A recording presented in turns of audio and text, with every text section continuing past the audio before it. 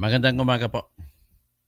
Dito po tayo ngayon sa tanong at ang aking sasagot ay goodbye impeachment. Wala na po. Goodbye Mary Grace Piatos. Wala na pong impeachment na mangyayari. So, pasensyahan po. Ito ang mangyayari dito. Talagang walang impeachment na mangyayari. Bakit po? Simple lang po ang dahilan. Number one principle in punishments, either through crimes or administrative,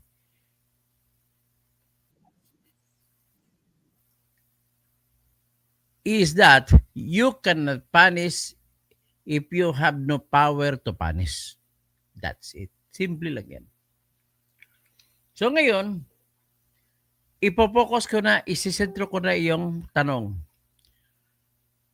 Ang kapangyarihan sa pagpaparusa sa isang impeachable officer ay nakalagay sa kamay nung Kongreso na may kapangyarihan na binigay ng konstitusyon, at yan ay kasalukuyang Kongreso na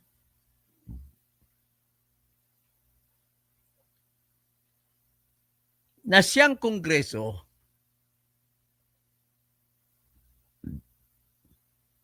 na nag-iiksi sa panahon na yan nung kailan sinampa ang impeachment na complaint.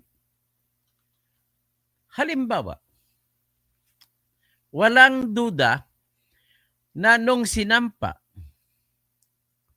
ng House of Representatives ang kanilang impeachment na reklamo laban kay Sara Duterte, yung Kongreso na kasapi ng House of Representatives sa 19th Congress ay walang duda na may kapangyarihan sa pag-uusig, pagsisimula ng impeachment na reklamo. Yan po ang katotohanan. Ang kasunod lamang po na tanong, yung kasunod ba na Kongreso, yung 20th Congress, may kapangyarihan ba na mag-uusig at para sa laban kay Sara? Kasi ang pagsisimula ng pagsampa ng kaso ay ginawa ng 19th Congress. At ang mga nahalal na bagong mga congressmen ay hiwalay yun. Kahit na mayroon pang ibang nahalal ulit, hiwalay sila doon. Ang tanong, may karapatan ba yung pangalawang congressman na maglilitis, magpipresenta ng ebidensya laban kay Sara? 20th Congress sila eh. Yan ang tanong dyan. May karapatan ba? So, kung sasabihin nyo na may karapatan, para kayong tawag din sa Bisaya, naghihikog kayo. Para kayong tinatawag na, wala na, tsampa-tsampa na, sabi ng mga Batanggenyo. So, ang ibig lang po sabihin dito, ladies and gentlemen, ang prinsipyo po kasi sa pagpaparusa ay kailangan, mayroon bang batas ng paparusa? Yan ang klaro. Yan ang tanong dyan. Tanong, kung ang magpaparusa halimbawa ay kasunod na Kongreso, yung Senado sa sunod na Kongreso, at hindi yung bagong Senado, sa tingin mo ba magagawa? Ang sagot po ay hindi. Hindi. Hindi. Bakit po hindi? Sapagkat po, kailangan sa ilalim ng prinsipyo ng batas, ang kapangyarihan sa pagpaparusa ay hindi mo pwedeng i-presume, hindi mo pwedeng ipapalagay. Kailangan klarong may batas na nagsasabi na may kapangyarihan sila magpaparusa.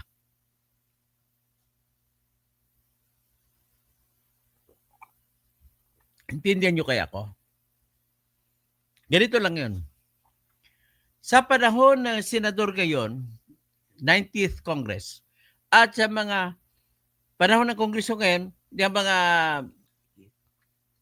yung mga congressman ay walang duda na may kapangyarihan sila na ginawad ng konstitusyon na yung mga congressmen ay maglilitis, magpresenta ng ebidensya laban kay Sara, at may kapangyarihan na ng Senado sa ngayon na maghusga.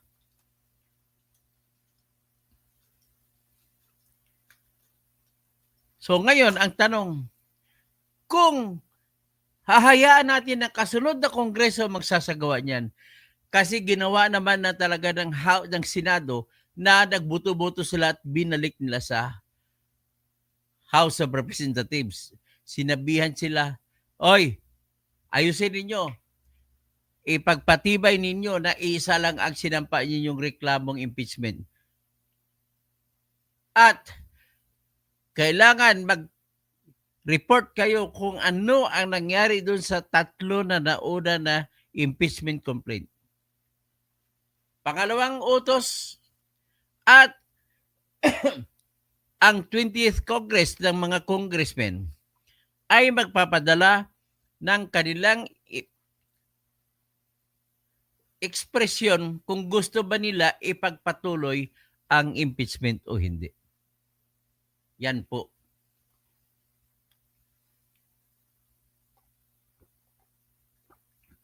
Ano ngayon ang ibig sabihin nun? Ang ibig pong sabihin nun ay mag-apply po sa ngayon kasi sa prinsipyo po ng batas.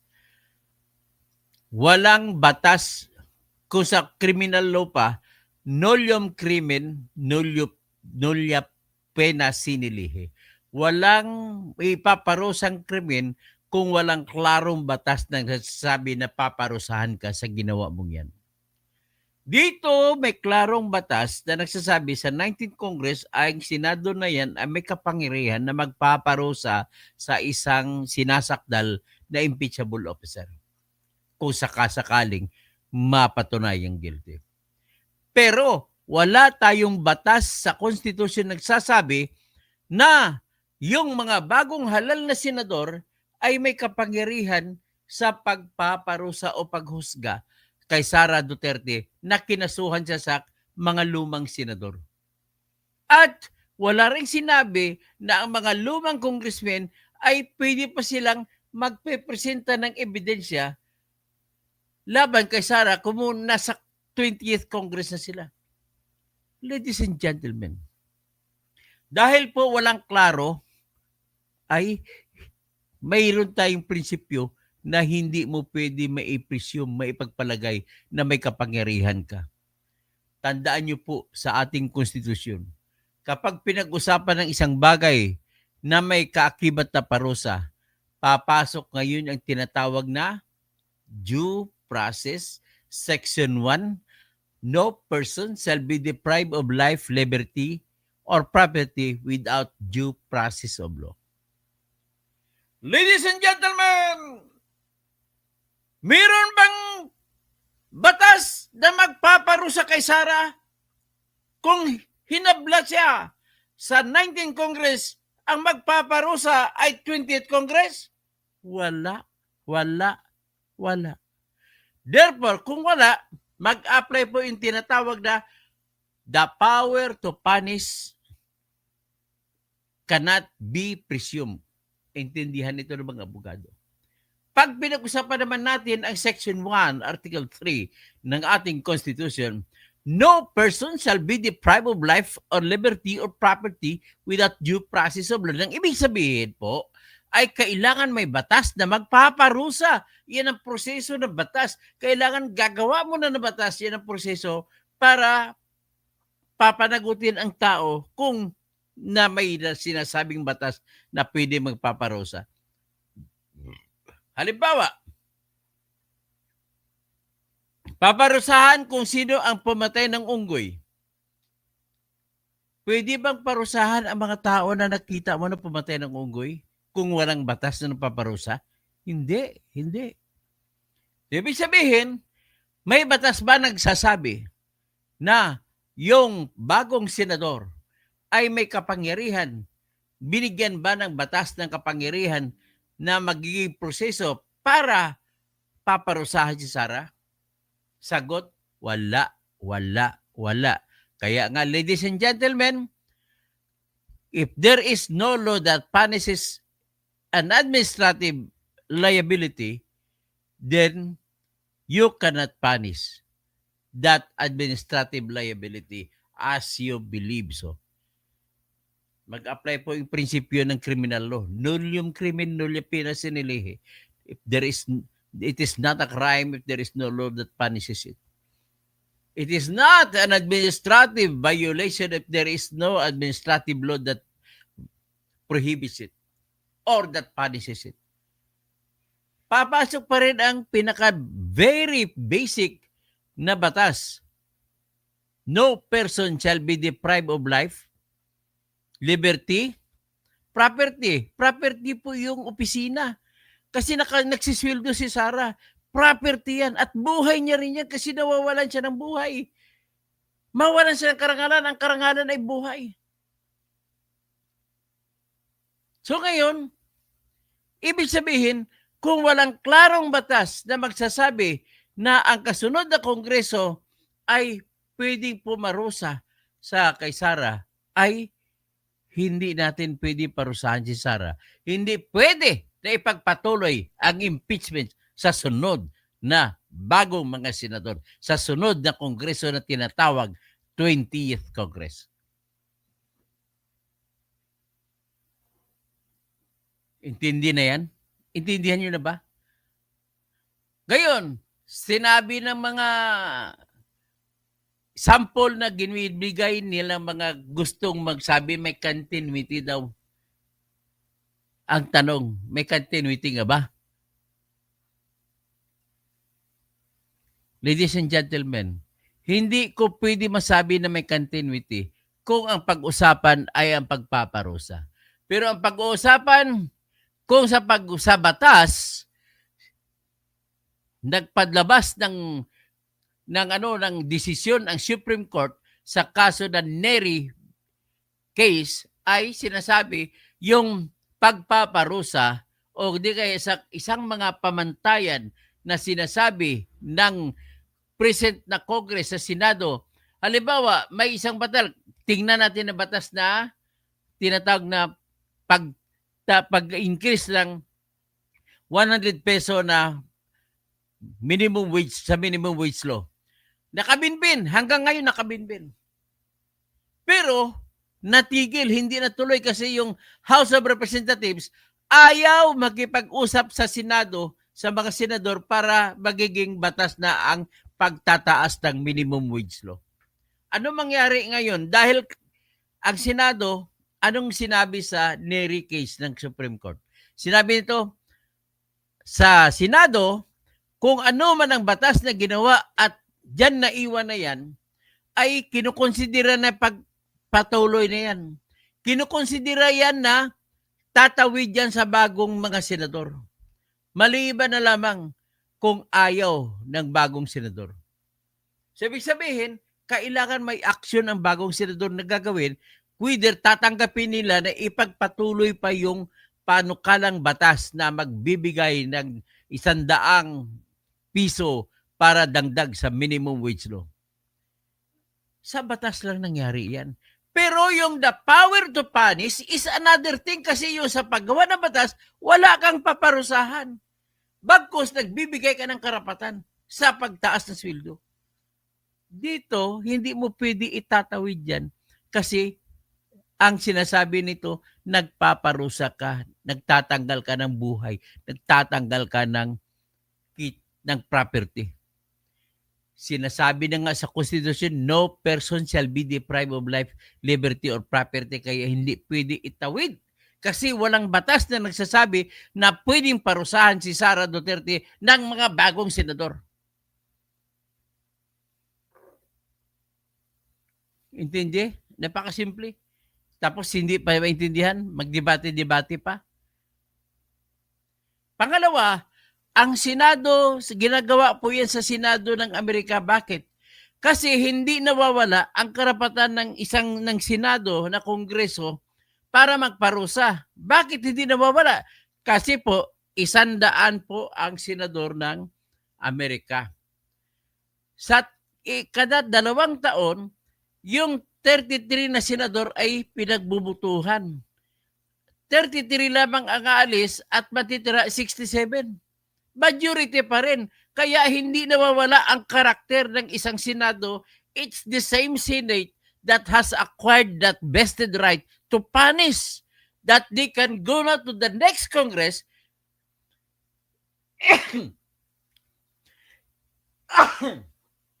they can go to the next Congress and punish because the majority of the senators are going over, crossing over.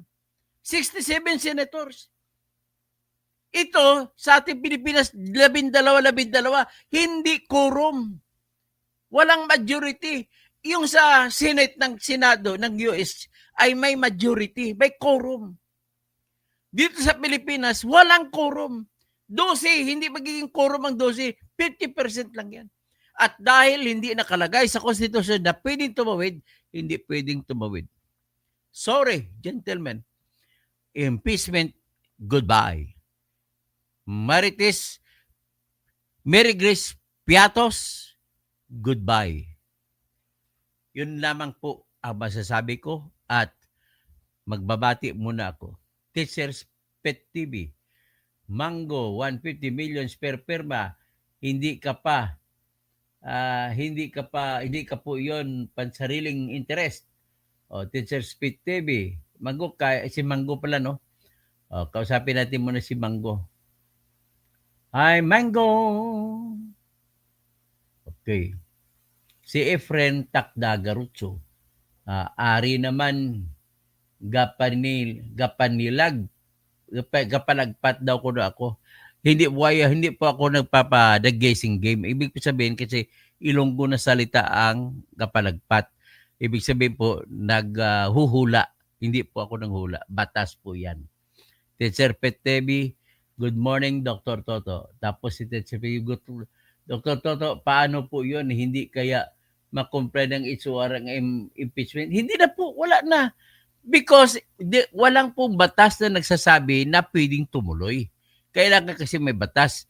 So, sa ilalim po ng Section 1, Article 3 ng Constitution, walang tao na sinuman ang mapaparusahan kung walang batas na nagpaparusa. Kung walang proseso ng batas. Okay? Ganun lang kasimple lang yan.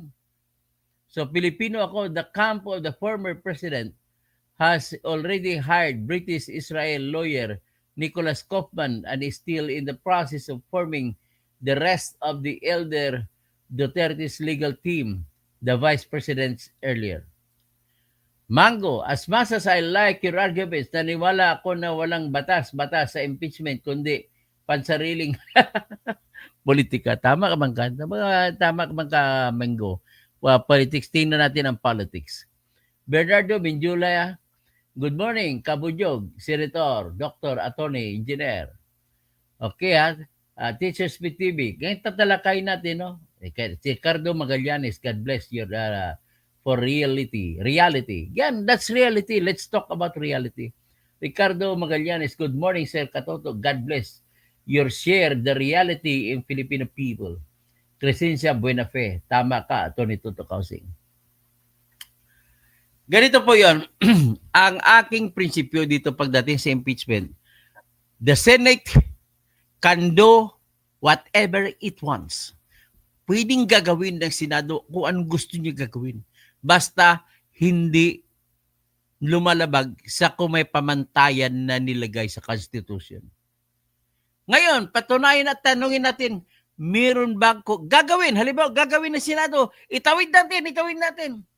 Tanong, may pamantayan ba na lalabagin ang Senado kung itatawid? at magpaparusa yung bago mong senador? Sagot, meron po. Ano po yun? Sa ating Section 1, Article 3 ng Constitution na nagsasabi, no person shall be deprived of life or liberty without due process of law. And that right to the position of Vice President is a property in any sense because the continuation by the President or the Vice President into that office also entitles her to get the salary, and salary is money, and money is property. Therefore, she is protected by Section 1, Article 3 of the Constitution that says that when there is no law that processes it for you to be punished, then you can never be punished in terms of life, in terms of liberty, or in terms of property. Tama? Tama? Yes, of course. Napaka-simpleng analysis. Kailangan pa bang memorizein yun? Bakit pa tayo pupunta sa mga tawid-tawid?